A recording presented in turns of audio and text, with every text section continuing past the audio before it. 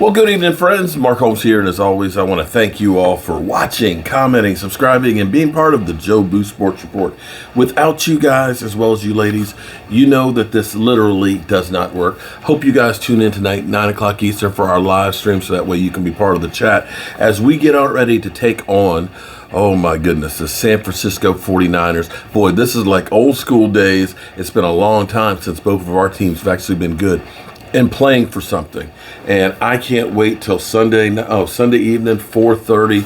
We gonna be live. In fact, that's gonna be a great day because we got Tampa Bay versus the Eagles, and so we're gonna be watching Philly 500 and Tampa Bay and everything else. And you know, this actually works out good. You know, a lot of people question whether or not the Cowboys should have been playing their starters, figuring, and I didn't think that we'd have really a chance to move up. I mean, I didn't see the 49ers per se winning against the Rams, although you say, okay, they've owned them the last, 5 games, but you didn't think that the Cardinals would lose to Seattle. You at home. You just didn't think that after the way they played against us. But we know we get everybody's best shot because everybody gets up to the Cowboys, and maybe it's just that Kyler Murray does just own AT&T because he's never lost there from high school and college and so on, and now in the pros. So in some regards, us moving up really helped the Dallas Cowboys because now you don't have to go to Green Bay unless it's for the NFC Championship game. You don't go to Green Bay. If we win and Tampa Bay wins, then basically we're going to be going to Tampa Bay, okay? I would rather go to Tampa Bay and face Tom Brady, where Dak Prescott basically said, hey, we're going to see you again. And I'm not trying to look that far ahead. But just hypothetically, I'd rather go to a warm weather site first and take my chances against Tom Brady and crew that has struggled a little bit down the stretch and now is kind of beat up as far as their receiving core. Antonio Brown is gone. Godwin is out. It's a different team. If you can shut down Gronk and Mike Evans, then you've got a real chance to win. But regardless of that, it's not the reason why this video is going on. I'm just getting set up for my live stream tonight. But I've been listening to the talking shows. Now, today's been full of, Bloody Monday because we've gotten all these coaches that have been fired and stuff. There's been some Carson Wentz videos, talk of him, of course, choking. First time a quarterback with a team that just needed to win and get in has lost to a 2-14 team. And you can look at that and say, man, Carson Wentz, you let him down. I mean, to think that they gave up draft picks to bring him here, and they end up doing worse than they were with Phillip Rivers. You could dare say maybe they should have tried to get Phillip Rivers to stay for one more year and kept their draft picks, because now, well, they're out. But if you remember, going into this past week, and even to the Washington game, how they talked night and day about how bad Dak Prescott's in a slump. He's in a slump. Oh my God, Dak Prescott, man, I don't know. And this is what's kind of funny because this is what they deemed a slump for Dak. Okay. After the Raiders game, now we lost the Raiders game, but I think they considered that a slump, even though it was 375 yards, 2 TDs, no interceptions, a 106 rating. But they'll go through and say, well, New Orleans, that was a slump game, even though we won it. That Dak only had 238 yards, 1 TD, 1 interception, and a 79 rating. Oh man, he's slumping. Well, we played there in New Orleans. That same team turned around and shut down Tom Brady and helped him to a goose egg. Just reminding you that. We played the Giants. Dak, 217 yards, 1 TD, 98 rating, right? Another win. And then we played Washington. And Washington, during that slump, as they put it, 330 yards, 4 TDs, no interceptions, a 131. Cardinals, again, Dak stinks, Dak slumping. 63% completions, 226 yards, 3 TDs, no interceptions, a 105 rating.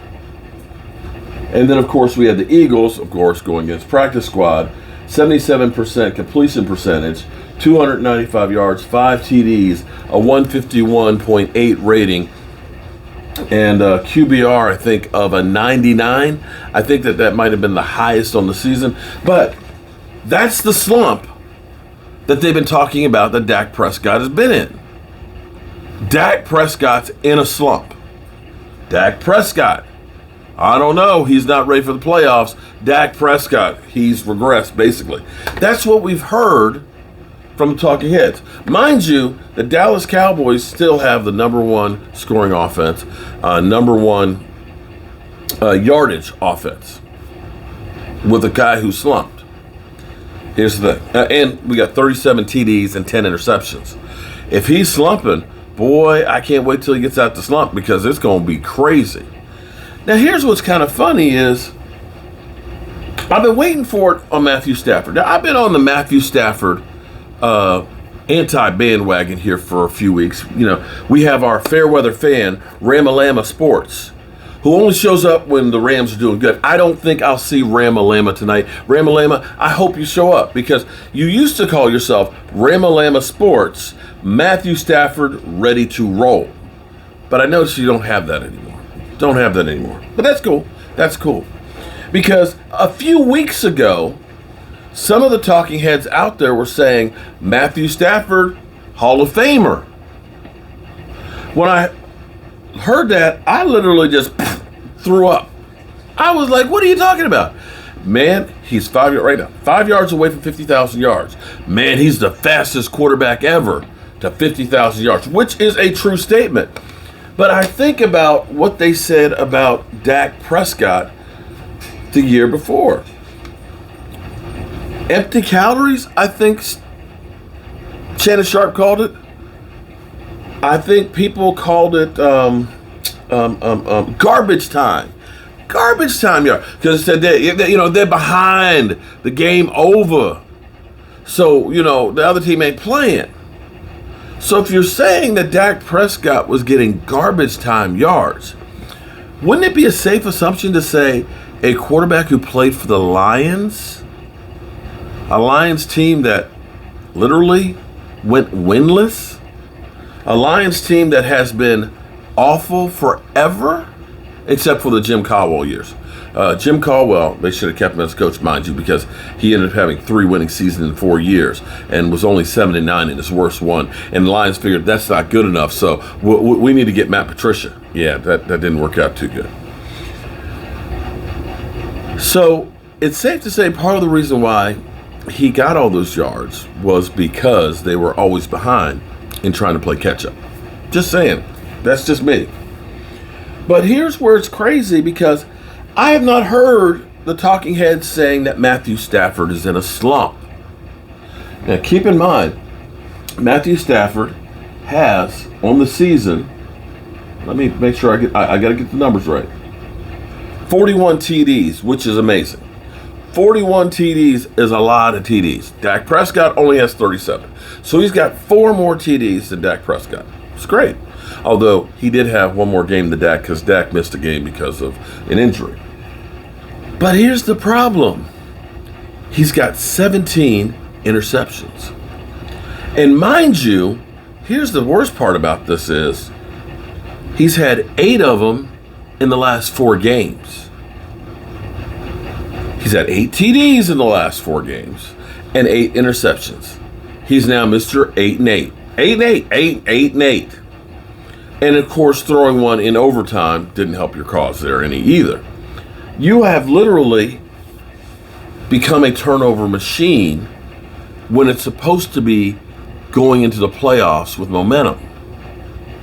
Because you look at this, now let me again, where is the slump talk? Because playing the Seahawks 4 weeks ago, 244 yards, 2 TDs, 1 interception, 106. That was actually a decent game. Vikings game. The Vikings. 197 yards, 1 TD, 3 interceptions, a 46 rating. The Ravens, now he did have 309 yards, 2 TDs, 2 interceptions, a 96 rating. 49ers, 238 yards, 3 TDs, 2 interceptions. Literally, same number touchdowns to interceptions. Oh, but there's one other statistic too. Would you believe some of the interceptions? Because there's been a lot that have been dropped. I don't have the intercept. They've got so many statistics. A turnover-worthy play. He's had a lot of those. But let's just talk about pick sixes. Pick sixes. Would you believe Mathew Stafford has 4 pick sixes this year? Jared Goff had 4 in 5 years. Understand, when we talk about him being a Hall of Famer, and maybe it's more of a Hall of Shamer, because he actually has 27 pick sixes in his career, which ties him for 4th all time with, get this now, Peyton Manning and Drew Brees. And you're going to say, wait a minute, Peyton Manning had that many pick sixes? Drew Brees? Yeah, but here's the difference. Mathew Stafford's had 6,825 passes. Peyton Manning's had 9,380. So we're talking about 2,500 more passes. Drew Brees had 10,551 passes to Mathew Stafford's 6'8". So what's that? 3,700 more passes? Yeah. So you can say he's the fastest man to 50,000 yards, but you can probably say he's the fastest man to the NFL record and probably pick sixes. Where's the slump talk, guys? Where's the slump talk? That's all I want to know. Just keep it balanced. Keep it if you're going to talk about Dak, make sure you talk about these guys. Because, oh, by the way, let me go through. Dak going into the playoffs, even with the slump.